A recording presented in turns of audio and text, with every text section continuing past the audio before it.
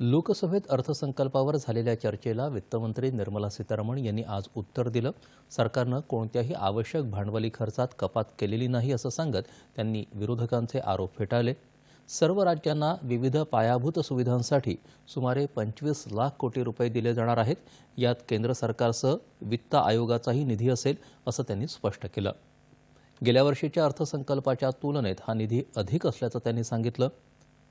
जागतिक अस्थिरता आणि पश्चिम आशिया तसंच युक्रेन युद्ध अशा परिस्थितीत हा अर्थसंकल्प मांडला आहे. या अर्थसंकल्पात भारताला विकसित भारत बनवण्यासाठीच्या आव्हानांवर मात करण्याचा प्रयत्न केला असल्याचं त्या म्हणाल्या. शेतकरी, गरीब, महिला आणि युवा शक्तीवर अर्थसंकल्पामध्ये भर दिल्याचं त्यांनी सांगितलं. रुपयाच्या दरात सातत्यानं होत असलेल्या घसरणीबद्दल बोलताना अनेक जागतिक मुद्देही यासाठी जबाबदार असल्याचं त्या म्हणाल्या. सर्व विकसित देशांच्या चलनात घट झाली आहे असंही त्यांनी नमूद केलं.